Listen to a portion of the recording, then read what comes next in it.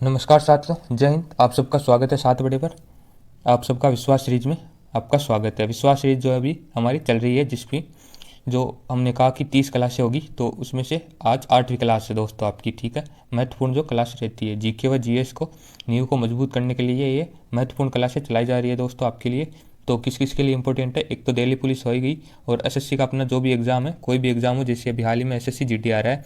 फिर है कि बिहार एसएससी के लिए भी ये महत्वपूर्ण ये जो क्लास है रहने वाली है, और यूपी पुलिस के लिए महत्वपूर्ण रहती है ये क्लास। ठीक है, और इसमें आपको एक तो जीके प्लस जीएस, ठीक है, मैं बता रहा हूँ उसको आपको ध्यान से सुनना है, और करंट अफेयर्स, ये 3 जो सब्जेक्ट है इसमें कवर किया जाता है। करंट अफेयर्स भी आपके लिए मोस्ट इंपॉर्टेंट रहती है, और जीके जीएस तो रहती है साथियों। तो चलिए हम स्टार्ट करते हैं।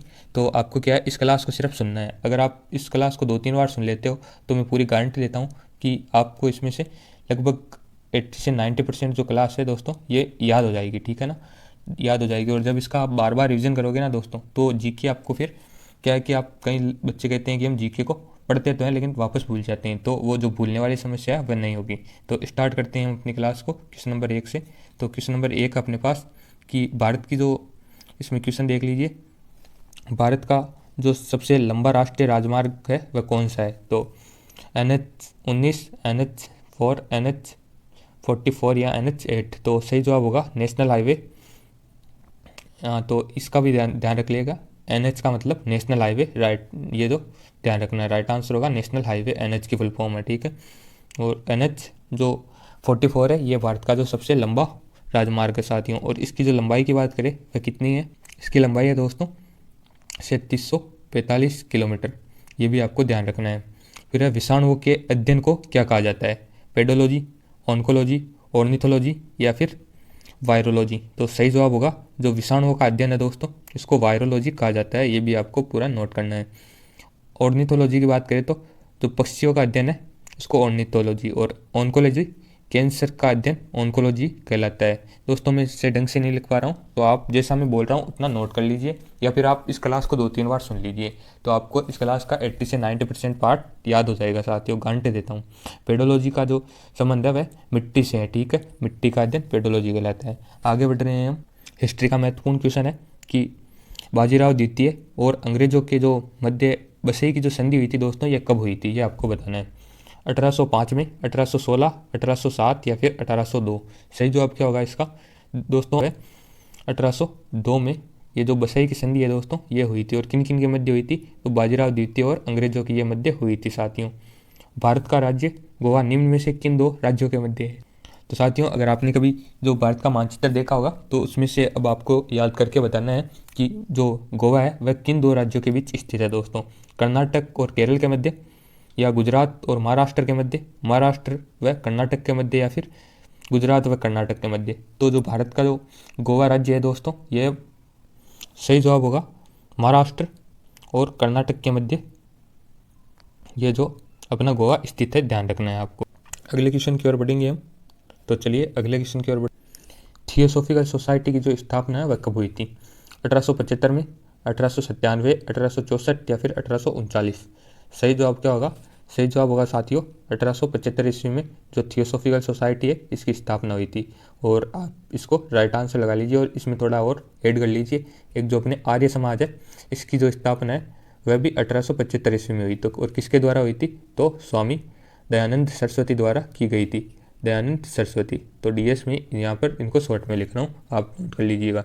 इनका कभी कभी पूछते हैं कि इनका जो मूल नाम है वो क्या था, तो इनका नाम मूल शंकर था। ठीक है, दयानंद सरस्वती का मूल नाम मूल शंकर, इससे आपको ध्यान रखना है। अब है कि जो मुगल वंश का संस्थापक कौन था? तो बाबर, हुमायूं, अकबर या कुतुबुद्दीन ऐबक। तो सही जवाब क्या होगा इसका? जो बाबर है साथियों, ये मुगल वंश का जो संस्थापक रहा था। आगे बढ़ते हैं हम। अगला प्रश्न है अफसोर किस तिथि को होता है दोस्तों? तो 4 जुलाई, 3 जनवरी, 22 दिसंबर या 21 जून। सही जवाब होगा इसका जो 4 जुलाई है साथियों, इस दिन अफसोर होता है। और जो 3 जनवरी है इसको मैं थोड़ा विजुअल कर देता हूँ आपके लिए। ये अपना राइट आंसर तो क्या 4 जुलाई, और 3 जो जनवरी है इसको उपसोर होता है दोस्तों। 2 स्थितियाँ होती है, अफसोर और उपसोर। ठीक है, उपसोर 3 जनवरी है और अफसोर है 4 जुलाई। ठीक है, और 22 दिसंबर को क्या है? तो सबसे छोटा दिन है वह 22 दिसंबर को होता है। और सबसे बड़ा दिन कब होता है दोस्तों? तो सबसे बड़ा दिन होता है 21 जून को, सबसे बड़ा दिन, ठीक है ना, इसको भी आप नोट कर लीजिए। और 21 जून को योग दिवस भी मनाया जाता है, आपको ये ध्यान रखना है। मुलेन राष्ट्रीय उद्यान किस राज्य में है? केरल, मिजोरम, कर्नाटक या फिर महाराष्ट्र? तो इसका सही जवाब क्या होगा? मुलेन जो राष्ट्रीय उद्यान है साथियों, ये कहाँ पर है? तो इसका सही जवाब सीधा सा होगा अपने पास मिजोरम, मिजोरम में जो मुलेन राष्ट्रीय उद्यान स्थित है। अगला क्वेश्चन है साथियों आपके पास कि गिद्ध संरक्षण केंद्र और वह प्रजनन केंद्र कहाँ स्थित है? तो मिजोरम, लखनऊ, पटना या फिर भोपाल? ये थोड़ा गलत, ये जो ऑप्शन है ये गलत हो गए हैं, तो इसका मैं आपको सीधा सा जवाब बता देता हूँ कि पिंजौर हरियाणा में है साथियों। अपना जो ये गिद्ध संरक्षण केंद्र स्थित है पिंजौर हरियाणा, नोट कर लीजिए आप। फिर निम्न में से कौन सा कथन सत्य है?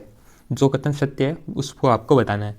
भारत की उत्तर से दक्षिण की लंबाई 2933 किलोमीटर है, या भारत की जो पूर्व से पश्चिम की लंबाई है साथियों यह 3214 है, और भारत का क्षेत्रफल 32,86,000 किलोमीटर है, या फिर भारत की कुल तटरेखा की लंबाई है जो लगभग 7516 किलोमीटर है साथियों। तो इसमें सत्य कथन कौन सा है ये आपको पहचानना है।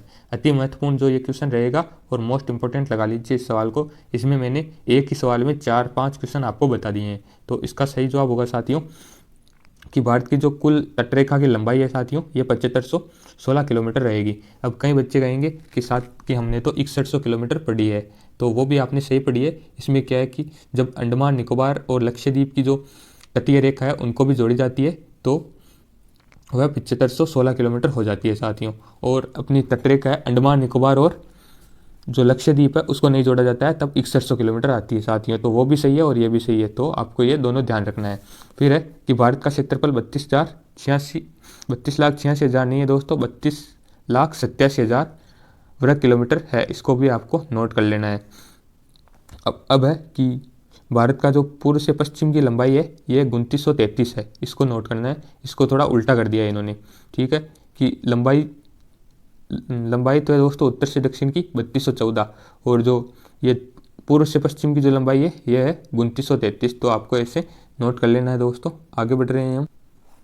भारतीय दलहन अनुसंधान संस्थान कहाँ स्थित है? तो लखनऊ, कानपुर, कटक या हैदराबाद? तो इसका सीधा सा आप जवाब क्या दोगे? सीधा सा जवाब, सही जवाब होगा कानपुर। और लखनऊ में जो गन्ना अनुसंधान संस्थान है, तो गन्ना कहाँ पर है दोस्तों? तो गन्ना अनुसंधान संस्थान लखनऊ में है।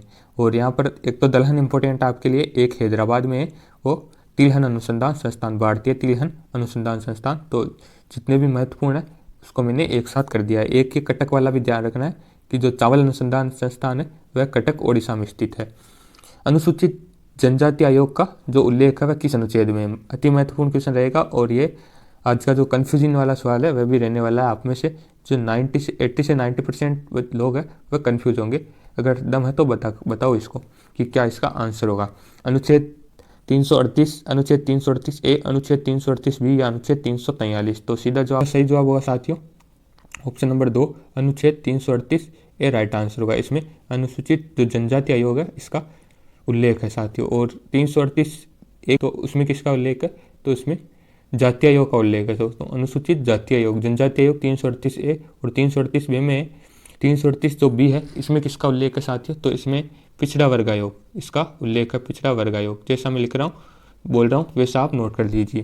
343 में क्या है? महत्वपूर्ण जो अनुच्छेद है ये रहेगा 343 में भारत की जो राजभाषा है उसका उल्लेख है, राजभाषा का उल्लेख है। ठीक है, आशा करता हूँ आपने इसको नोट कर लिया होगा। जो महत्वपूर्ण क्वेश्चन रहने वाला है डबल स्टार मार्क कर लें। अगला क्वेश्चन आपके पास, गुड़ी पड़वा किस राज्य का त्यौहार है? गुजरात, पंजाब, महाराष्ट्र या उत्तर प्रदेश? तो दोस्तों जो गुड़ी पड़वा है ये अपने महाराष्ट्र का महत्वपूर्ण जो त्यौहार रहता है साथियों। पारादीप बंदरगाह कहाँ स्थित है? तो ओडिशा, पश्चिम बंगाल, तमिलनाडु या कर्नाटक? जो दोस्तों ये पारादीप बंदरगाह है ये अपने ओडिशा में स्थित है साथियों, ये आपको ध्यान रखना है। अति महत्वपूर्ण जो सवाल है वह रहने वाला है। अगर हम आपसे बात करें कि तमिलनाडु में कौन सा है, जो तमिलनाडु की बंदरगाह का नाम बताइए, तो ये आपने कमेंट बॉक्स में बताना है। और कर्नाटक में है मंगलोर बंदरगाह, इसको भी आप नोट कर लीजिए, मंगलोर बंदरगाह कर्नाटक में। आगे बढ़ेंगे अगले क्वेश्चन की ओर। रिक्खमपाड़ा जो लोक नृत्य है साथियों ये किस राज्य से संबंधित है? तो आंध्र प्रदेश, मेघालय, अरुणाचल प्रदेश या फिर असम? तो दोस्तों ये जो रिक्खमपाड़ा है अपने अरुणाचल प्रदेश से संबंधित है साथियों, इसको आपको नोट कर लेना है। Poverty and unbritish rule in India के जो लेखक है वह कौन है?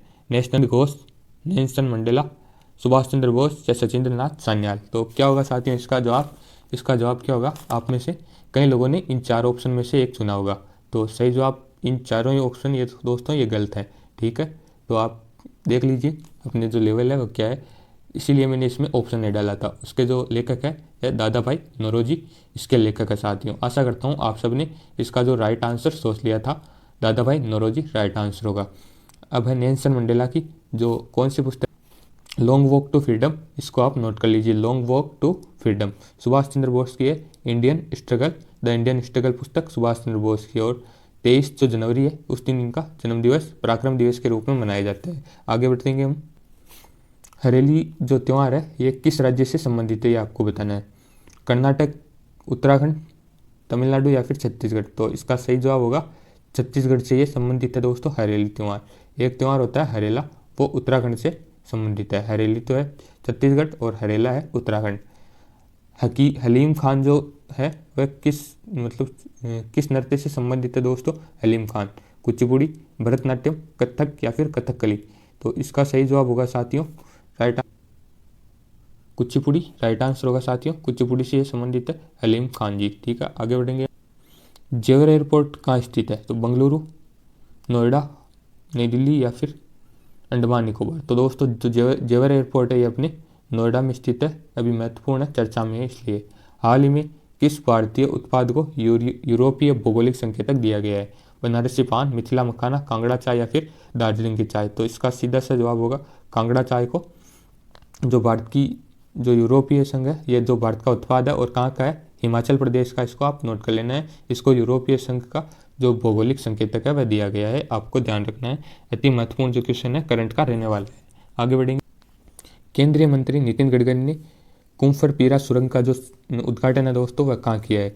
तो हिमाचल प्रदेश, उत्तराखंड, जम्मू कश्मीर या फिर अरुणाचल प्रदेश। तो सही जवाब होगा इसका जम्मू कश्मीर में इन्होंने जो अभी उद्घाटन किया है उस सुरंग का, और नाम क्या है? कुम्फरपीरा उस सुरंग का नाम है साथियों। शैला नृत्य किस राज्य से संबंधित है? तो अरुणाचल प्रदेश, हिमाचल प्रदेश, मध्य प्रदेश या फिर बिहार। तो सही जवाब होगा इसका मध्य प्रदेश। शैला नृत्य संबंधित है मध्य प्रदेश से। और इसमें एक छत्तीसगढ़ भी नोट कर लीजिए, छत्तीसगढ़ में भी ये जो शैला नृत्य है वह होता है साथियों। कन्फ्यूज नहीं होना है, दोनों राइट आंसर सही होंगे। आगे बढ़ेंगे हम। अगला क्वेश्चन है आपके पास कि कंप्रेस्ड बायोगैस पर जो वैश्विक सम्मेलन है उसका आयोजन कहाँ किया जाता है? तो भारत में किया जा रहा है, यूएसए, फ्रांस या फिर इटली। तो दोस्तों अभी हाल ही में यह भारत में आयोजित किया जा रहा है, ये आपको ध्यान रखना है। आगे बढ़ेंगे। हाल ही में थावे जो महोत्सव है इसका आयोजन कहाँ हुआ है? तो हरियाणा, बिहार, मध्य प्रदेश या फिर असम। तो दोस्तों ये जो थावे महोत्सव है ये इसका आयोजन हुआ है साथियों अपने बिहार, राइट आंसर होगा बिहार में इसका आयोजन हुआ है। अगला क्वेश्चन अपने पास, और लगभग ये अब लास्ट क्वेश्चन है इस क्लास का जो आपको नोट करना है। कम्बम जो अंगूर है इसका जो जीआई टैग है वह किस राज्य को मिला है? उत्तर प्रदेश, महाराष्ट्र, तमिलनाडु या फिर केरल। तो सही जवाब होगा इसका तमिलनाडु को। अभी जो कम्बम अंगूर है इसका जो जीआई टैग मिला है साथियों। तो दोस्तों आपकी क्लास हो चुकी है, आशा करता हूँ आपने क्लास को पूरा नोट किया होगा और आप जितनी भी जो क्लासें हैं उनको ले रहे होंगे, क्योंकि ये जो क्लासें हैं आपकी यह अति महत्वपूर्ण जो क्लासें रहेगी, जो कि एग्ज़ाम की दृष्टि से रामबाण साबित क्लासें होने वाली है साथियों ये। तो आशा करता हूँ कि आपने पूरी क्लास को नोट कर लिया होगा। और जो भी हम, हाँ साथियों, एक जो है कि जो हम कम्युनिटी में जो आपके लिए क्वेश्चन बताते हैं वो भी महत्वपूर्ण क्वेश्चन डालते हैं वहाँ पर, तो उसको भी आपको हो सके तो नोट कर लीजिएगा, नहीं तो आप वहाँ पर तो उसका रिवीजन और इसको पढ़ भी सकते हो और देख भी सकते हो। तो चलिए, आपका जो वीडियो देखने के लिए और इस क्लास को इतना सपोर्ट करने के लिए बहुत बहुत धन्यवाद साथियों। मिलेंगे क्लास में नए प्रश्नों के साथ साथियों। तो तब तक के लिए आप सबको जय हिंद, जय भारत।